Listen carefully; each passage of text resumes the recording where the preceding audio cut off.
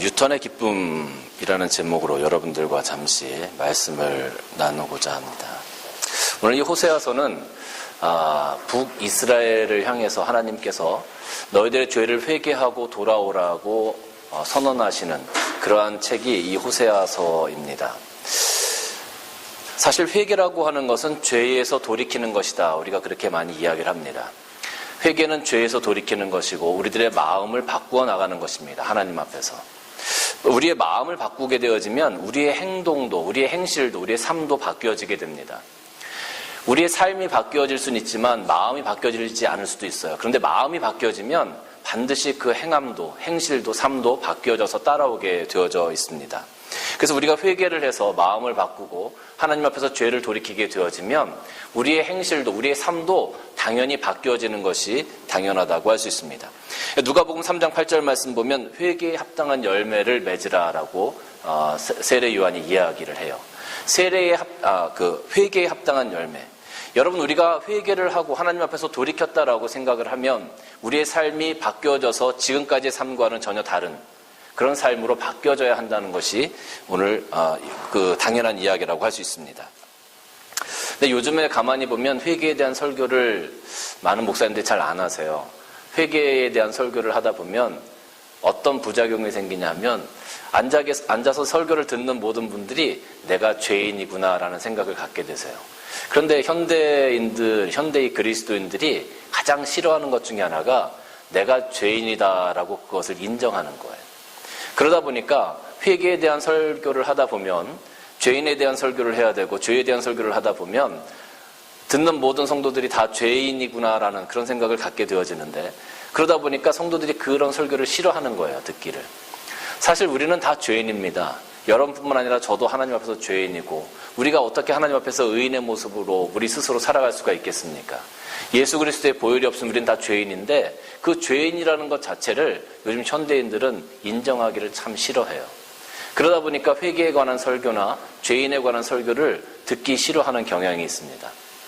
그러니까 교회에서 선포되어지는 메시지 역시 그 성도들의 어떤 취향이나 성향을 따라서 회개나 죄인에 대한 설교들이 점점 줄어들고 있게 되어지죠. 근데 참 무서운 것은 무엇이냐면 회개에 대한 설교가 줄어들면 줄어들수록 죄인에 대한 설교가 줄어들면 줄어들수록 우리는 죄에 대해서 점점 무감각해져 간다는 거예요. 회개하는 그 횟수가 점점 줄어든다는 거죠. 그러니까 우리는 사실은 우리들 안은 썩어 문드러졌고 우리는 분명한 죄인임에도 불구하고 하나님 앞에서 분명히 죄인임에도 불구하고 내가 죄인이 아닌 것처럼 그렇게 착각하고 살아가는 그리스도인들이 얼마나 많은지 모른다는 거예요.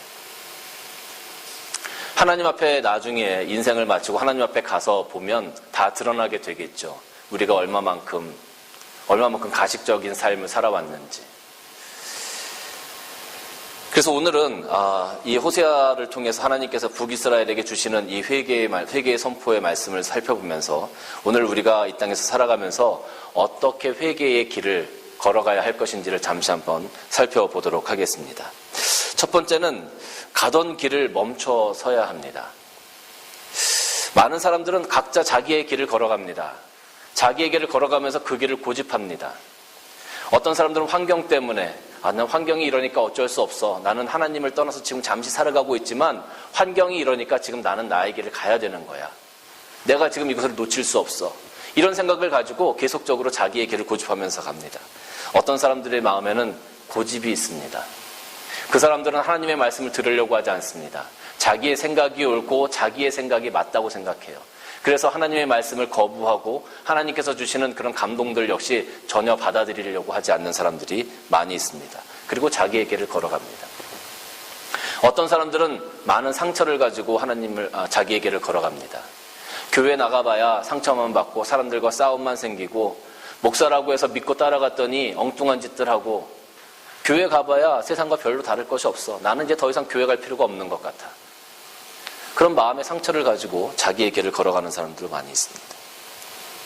어떤 사람들은 자존심을 가지고 살아가는 사람들이 있어요.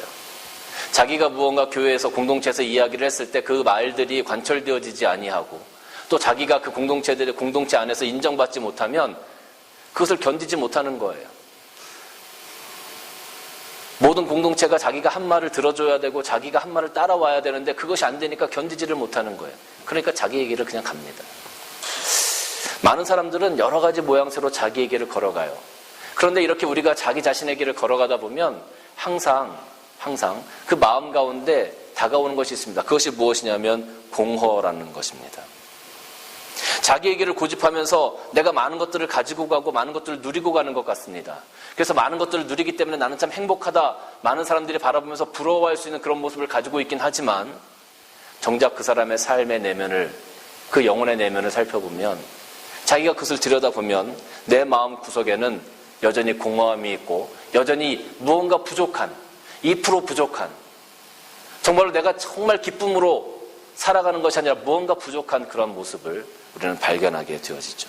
그것 때문에 사실은 사람들이 많은 것들을 가지고 있음에도 불구하고 많은 것들을 누림에도 불구하고 불행한 삶을 살아갈 수밖에 없게 된다는 거죠. 왜 그렇습니까? 세상이 주는 것은 하나님께서 주시는, 주님께서 주시는 평안과는 완전히 질적으로 다르기 때문에 그렇습니다. 어떤 사람들은 자기가 어디를 향하여 가는지를 모르고 가는 사람들도 참 많이 있어요. 시티에서 기차를 타고 블랙타운으로 오기를 원하는 사람이 기차를 탔습니다. 기차를 타고서 오면서 가만히 보니까 옆에 사람이 너무 배가 고파해요. 그래서 내가 가지고 있는 빵도 조금 나눠주고, 또 저기 보니까 노인분이 서 계세요. 그래서 자기의 자리도 양보하고, 또 옆에 있는 사람이 힘들어해서 부축도 해주고, 그것을 그 칸에 있는 사람들이 다 같이 바라보면서 야, 저 사람 참 대단한 사람이다. 저 사람 어떻게 저렇게 선하게 살 수 있지 하면서 박수도 쳐줍니다. 그러니까 이 사람은 그 모습이, 그 상황이 너무 좋은 거예요. 내가 역시 최선을 다해서 내가 살아가고 있구나. 그리고 자기가 내려야 될 종착역에 대해서 내려보니까 블랙타운이 아니고 자기가 뱅스타운에 가 있는 거예요. 기차를 잘못한 것이죠. 정말로 우리가 향하여 갈 곳이 어딘지를 알지 못하고 오늘 하루의 삶을 충실히 살아가려고 노력하는 사람들이 얼마나 많은지 몰라요. 오늘 하루의 삶을 충실히 살아가는 것이 잘못됐다는 것이 아니에요. 우리보다 못한, 우리가 도와줄 수 있는 사람들 도와주고 세워줘야 될 사람들을 세워주고 얼마나 좋은 일입니까? 그런데 우리가 가야 할 방향이 하나님을 향해 가야 하는데 그것이 하나님을 향해 가면서 우리가 그런 것들을 감당한다면 얼마나 좋은 일이겠습니까마는. 세상을 향하여 가면서 그것이 나를 행복하게 만들어주고 나를 천국으로 인도할 것이고 내 영혼의 안식처가 될 거라고 착각하고 살아가는 사람들이 너무나 많다는 거예요.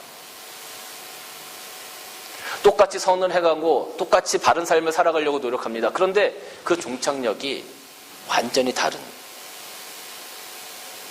그런 사람들이 많이 있다는 거죠.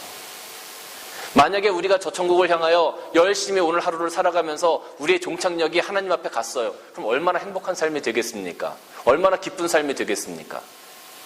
그런데 나는 열심히 산다고 살았어요. 난 최선을 다해서 산다고 살았어요. 나는 최선을 다해서 나의 것을 희생하고 다른 사람 도우면서 산다고 살았어요. 그런데 우리들의 종착역이 하나님이 아니었다면, 그리고 우리들의 종착역이 저 지옥에 가 있는 거라면 얼마나 불행한 삶을 살아가는 거겠습니까? 그래서 때로는 우리가 멈춰서서 지금 우리가 어느 방향으로 가고 있는지, 우리가 어디를 향해 가고 있는지를 한번 점검해 봐야 합니다. 여러분의 삶이 지금 바로 가고 있는지, 여러분의 삶의 이 자동차가 바른 길을 가고 있는지, 아니면 엉뚱한 길을 들어가서 헤매고 있는지, 여러분의 종착역을 향해서 지금 여러분들이 바로 가고 있는지 한번 잠시 여러분들이 인생의 무게를 내려놓고 그 자리에서 내가 정말 바르게 가고 있는 건가? 내가 정말로 내 환경 때문에, 내 고집 때문에, 내 자존심 때문에, 내 상처 때문에 내가 지금 엉뚱한 길을 가고 있는 것이 아닌가? 한번 체크를 해봐야 된다는 거죠.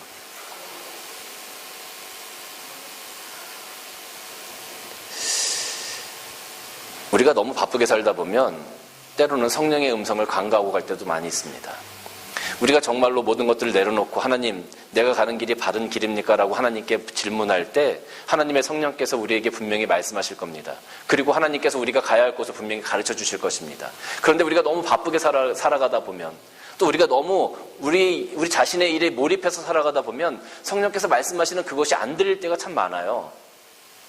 여러분, 우리가 뭔가 열심히 막 하다 보면 주위에서 어떤 사람이 우리들의 이름을 불러도 우리가 그걸 못 들을 때가 있지 않습니까? 그러니까 우리가 이 땅에서의 삶을 너무 바쁘게 살아가다 보면, 또 너무 집중해서 살아가다 보면, 너무 나의 길만 가려고 고집하다 보면 성령께서 우리에게 아무리 말씀을 하셔도 그 말씀을 못 듣고 지나갈 때가 있단 말입니다. 그래서 우리는 잠시 우리의 삶을 내려놓고 하나님께서 우리에게 주시는 말씀이 무엇인지, 오늘 성령께서 하시는 말씀이 무엇인지를 잘 들어봐야 합니다. 그리고 내가 지금 바른 길을 가고 있는지 없는지를 잘 체크를 해야 합니다. 여러분의 종착역이, 여러분이 가고 있는 길이 바른 길처럼 보일지라도 때로는 그 종착역이 하나님 앞이 아니라 저 세상이라면, 그 종착역이 저 천국이 아니고 저 지옥이라면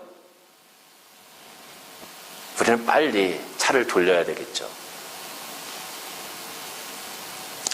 그래서 우리가 하나님 앞에서 겸손히 우리들의 모든 것들을 내려놓고 하나님의 말씀을 들으려고 하는 그 노력이 굉장히 중요합니다. 시편 62편 1절 말씀 보면 나의 영혼이 잠잠히 하나님만 바라며 나의 구원이 그에게서 나오는도다 그랬어요. 잠잠히 하나님만 바라며, 우리가 하나님을 향하여 더욱더 묵상하고 하나님의 음성을 들으려고 노력하고 성령께서 우리에게 주시는 말씀에 더욱더 민감하게 반응하려고 하는 그런 모습이 오늘날 우리들에게 필요하다라는 겁니다. 우리가 회개를 하기 위해서 먼저는 우리가 바른 길을 가고 있는지, 내가 잘 살고 있는지, 내가 하나님 앞에서 바른 것을 하고 있는지를 먼저 체크해야 되는데, 그 첫 번째가 바로 모든 것들을 내려놓고 한번 살펴보는 겁니다. 가던 길을 멈추고 한번 살펴보는 겁니다. 그래서 여러분들의 삶의 방향이 바른지, 하나님께서 말씀하시는 것에 내가 순종하고 가고 있는지, 그걸 여러분들이 잘 체크하시고 하나님 앞에서 바른 삶을 세워가시기를 주님의 이름으로 간절히 축원합니다. 두 번째는 돌아가겠다는 의지가 분명히 있어야 합니다. 우리가 여러분 그 신앙의 성장 그래프는 회개의 속도와 비례합니다. 신앙의 성장 그래프가 쭉 올라가기 위해서는 우리가 빨리빨리 회개하고 빨리빨리 돌아오는 것이 중요해요. 그래서 이것이 빠르면 빠를수록 신앙의 성장 그래프가 쭉쭉쭉쭉 올라가는 겁니다. 근데 이 회개가 느려지고 이것을 깨닫는 것이 느려지면 느려질수록 이 성장 그래프도 느려질 수밖에 없는 것이죠. 우리가 가던 길을 돌이킨다라는 것은요, 우리의 절대적인 결단이 필요합니다. 신앙적인 결단이 필요합니다. 여러분들이 가던 길을 멈춰서고 내가 돌아가야 되겠다는 분명한 결단이 있을 때 우리가 회개가 우리 삶 가운데 일어날 수 있게 된다는 건데요. 근데 여러분, 우리가 결단하고 돌아가는 것, 결단하고 돌아가면 우리가 회개가 되어지고 하나님께서 우리를 받아주시고 인정해주시고 우리를 안아주실 것을 사단은 너무나 잘 알고 있어요. 그러니까 사단은 계속적으로 우리들에게 장애물을 그 앞에다 놔둡니다. 장애물을 하나 놔두는데 어떤 장애물을 놔두냐 하면, 내가 지금까지 달려온 길이, 내가 지금까지 만들어온 이 모든 것들이 너무 아까운 거예요. 이걸 내려놓기가 너무 아까운 거예요. 이걸 내려놓고 내가 돌이켜서 가야 내가 하나님 앞에서 살아가는 길인데, 지금까지 해온 것이 너무 아까워. 너무 멀리 왔어. 포기하기는 너무 아까워. 그러니까 그냥 끝까지 가볼까?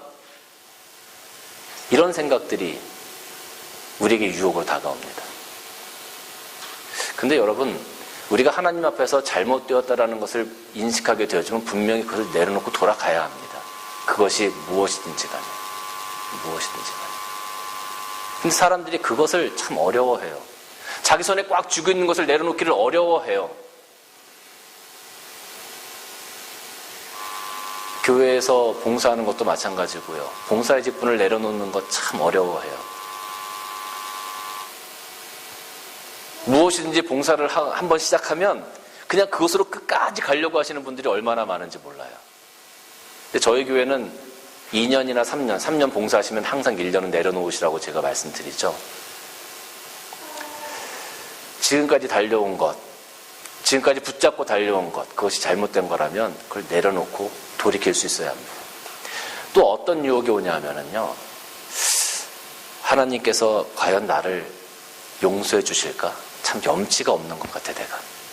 지금까지 내가 이렇게 살아오고 엉망으로 살아오고 하나님 알지 못한다고 하나님 배신하고 정말로 하나님 원망하고 불평하면서 내가 지금 내 마음대로 살아왔는데 이제 내가 돌아가려고 하니까 너무 염치가 없는 것 같은 그런 생각도 들어요. 그래서 못 돌아가는 사람도 많아요. 내가 이제 무슨 교회를 나간다고 지금까지 이렇게 살았는데 참 지금까지 교회 가려니까 부끄럽기도 하고 나 다시는 교회 안 나간다고 저렇게 얘기하고 나왔는데 내가 또 다른 교회 간다 그러면 전에 알던 사람들이 나한테 뭐라 그럴까 부끄럽기도 하고 창피하기도 하고 내가 과연 하나님께로 돌아가야 되는가.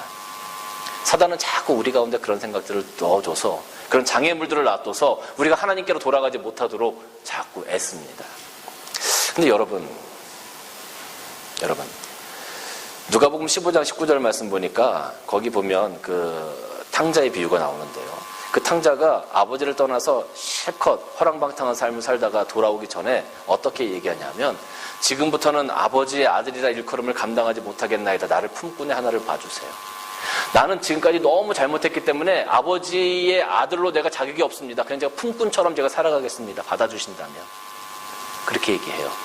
20절 말씀 보니까 뭐라고 되어 있냐면 이에 일어나 아버지께로 돌아가니라. 아직도 거리가 먼데 거리가 먼데 아버지가 그를 보고 측은히 여겨 달려가 그랬어요. 거리가 멀어요. 그런데 아버지가 그걸 본 거야. 아들이 언제나 돌아올까. 아버지가 그걸 계속 기다리고 계셨던 거죠. 계속 그걸 쳐다보고 있었던 거죠. 이제나 저제나 언제나 올까. 그리고 그걸 발견했을 때 달려가서 목을 안고 입을 맞추고 그 아들을 위해서 잔치를 베풀었던 겁니다.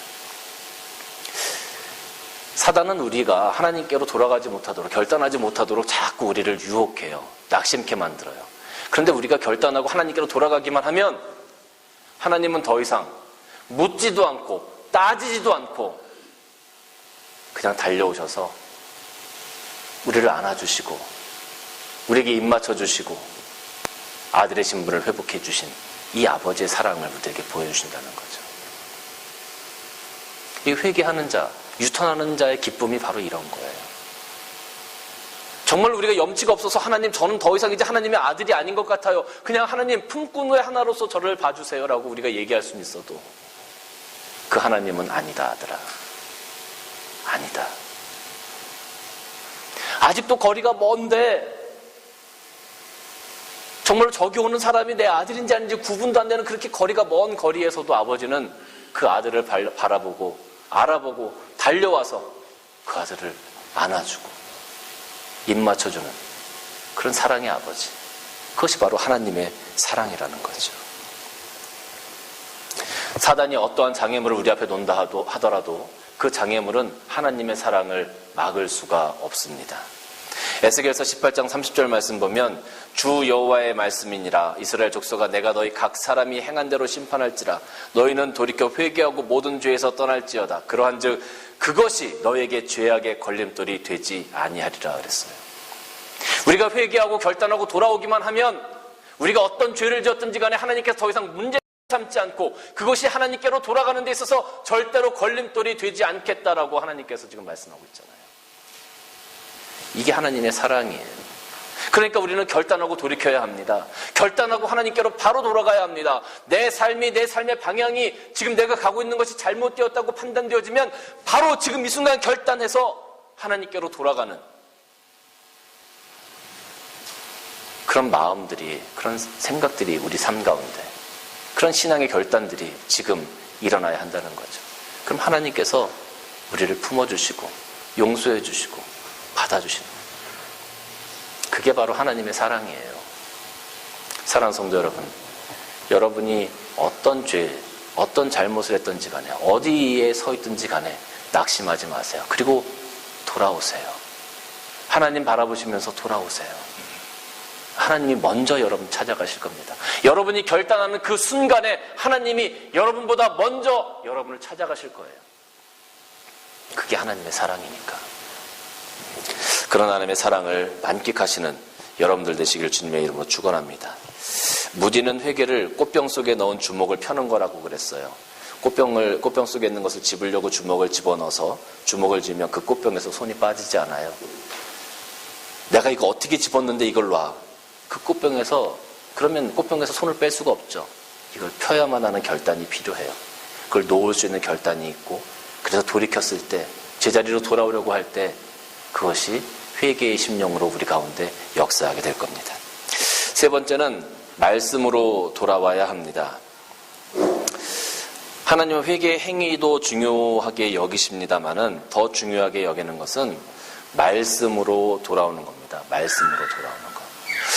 여러분, 말씀으로 돌아온다는 것은 하나님의 말씀을 중요하게 생각하고 하나님 말씀에 순종한다는 것이에요. 근데 성경은 이 하나님의 말씀을 무엇라고 표현하고 있느냐 하면 요한복음 1장 14절 말씀 보면 말씀이 육신이 되어 우리 가운데 거하심에 우리가 그의 영광을 보니 아버지의 독생자의 영광이요 은혜와 진리가 충만하더라 라고 기록하고 있어요.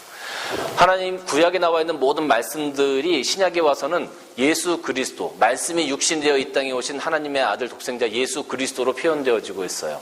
다시 말하면 말씀으로 돌아와야 한다는 것은 예수 그리스도의 십자가가 우리 가운데 필요하다는 거예요.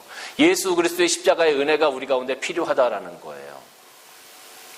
우리가 죄 용서를 받을 수 있는 것은 우리가 죄를 고백한다는 것, 하나님 앞에 죄를 용서받겠다고 고백한다는 것으로만 끝나는 게 아니에요. 그 죄 용서를 하기 위해서, 우리가 회개하기 위해서 하나님 앞에 왔을 때는 반드시 예수 그리스도의 십자가의 보혈을 통과해야만 죄 용서를 받을 수 있는 거예요. 내가 잘못했습니다 하나님, 그걸로 끝나는 게 아니란 말이에요.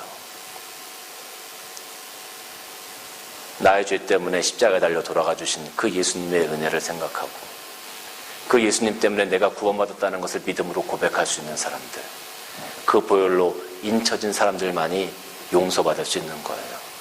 내가 하나님 앞에 나와서 하나님, 내가 잘못했습니다, 이제 하나님으로 돌아가겠습니다. 그럴 때 우리가 바라보고 통과해야 하는 것이 있는데 그것이 바로 예수 그리스도의 십자가의 보혈이라는 거예요. 말씀으로 돌아간다는 것은 예수 그리스도에게로 돌아간다는 겁니다. 예수 그리스도만이 유일한 구원의 길이기 때문에 그렇습니다. 예수 그리스도만이 유일한 죄사함의 길이기 때문에 그렇다는 거예요.